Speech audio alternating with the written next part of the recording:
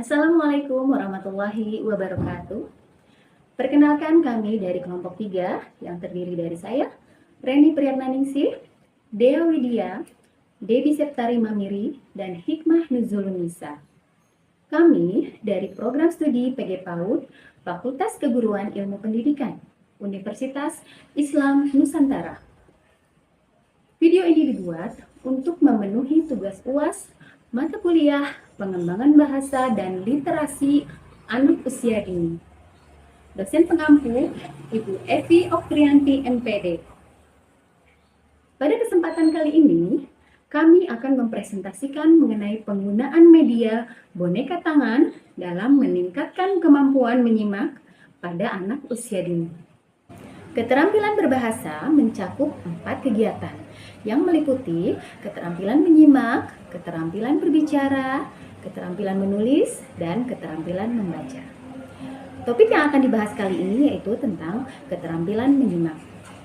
Menyimak merupakan kegiatan meresepsi, mengolah serta menginterpretasi suatu permasalahan dengan melibatkan panca indera seseorang.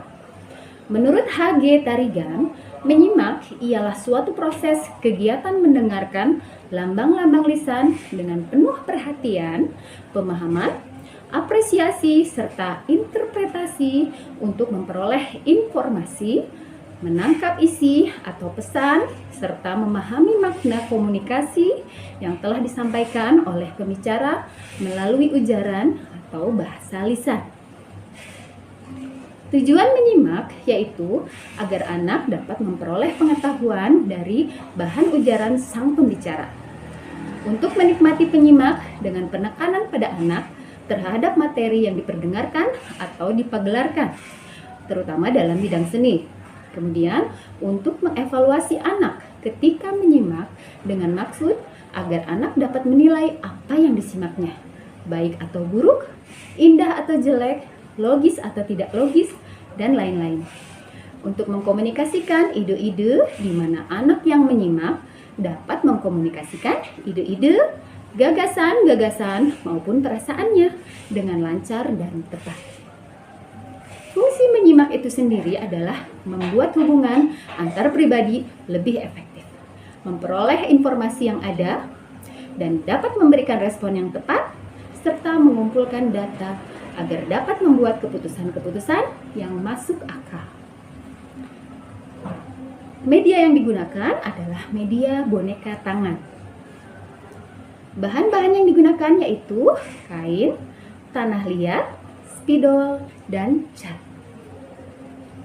Teknik yang dilakukan yaitu dengan menggunakan teknik mendongeng. Tekniknya melalui bercerita menggunakan boneka tangan. Langkah-langkah kegiatan mendongeng yang pertama adalah menyiapkan skrip cerita. Yang kedua, siapkan media, yaitu boneka tangannya. Kemudian yang ketiga, memanggil anak-anak untuk mendongeng. Yang keempat, mengevaluasi cerita yang sudah disampaikan. Teknik mendongeng ini digunakan untuk meningkatkan kemampuan keterampilan menyimak pada anak usia dini. Mari kita simak teknik mendongeng menggunakan media boneka tangan dengan judul Kancil dan Raja Hutan Misterius. Pemeran utama Kancil dan Harimau. Kisah Kancil dan Raja Hutan Misterius. Siang hari ini, suasana di hutan Trona begitu tenang. Masing-masing hewan memilih untuk istirahat di rumah masing-masing. Namun, seketika suasana tenang itu berubah. Suara gaduh itu berasal dari kaki Kancil. Dia sedang melarikan diri dari kejaran harimau. Mau kemana kau, Kancil? Gawat, aku sudah terpojok. Aku harus mencari jalan keluar. Jalan itu mengarah ke sungai. Aku tidak bisa menyeberang. Kalau jalan itu mengarah ke tepi, di ujungnya aku pasti akan celaka. Kau sudah terpojok, tak bisa lari kemana-mana. Menyerah sajalah, Kancil. Sedangkan di belakangku ada sumur. Aduh, apa yang harus aku lakukan? Oh, tiba-tiba saja wajah kancil berubah menjadi cerah. Sepertinya dia mendapatkan ide bagus. Kenapa kau tertawa? Apakah kau meremehkan aku?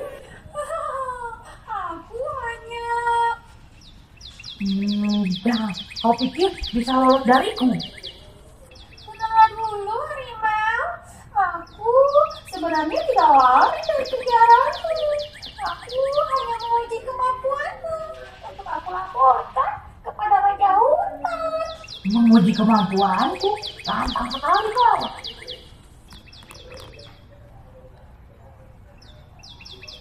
Ini bukan kemauanku. Aku hanya menjalankan perintah dari Raja Hutan. Siapa yang berani mengaku-ngaku Raja Hutan? Akulah Raja Hutan ini. Akulah yang paling kuat.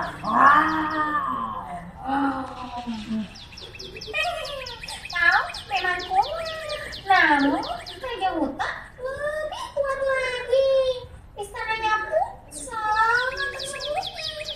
Tidak sembarangan hewan bisa bertemu dengan sang raja. Kau mau menipuku? Pertemukan aku dengan dia. Kita buktikan siapa yang paling hebat di hutan ini. Di mana ikanannya? Jika kau takut, aku akan ke sana sendiri. Jangan masuk ke istana raja. Hanya bisa dilewati sumur ini saja. Tapi sepertinya tidak bisa, memang. Beliau sedang tidur. Beliau akan marah besar jika dibangunkan. Apa kau bilang? Cepat minggir. Aku akan menemui raja itu sekarang juga. Raja sedang bicara saat ini. Sepertinya dia mendengarkan ucapanmu, Raja. Hah? Dia bilang apa? Kancil dan harimau mendekat ke sumur.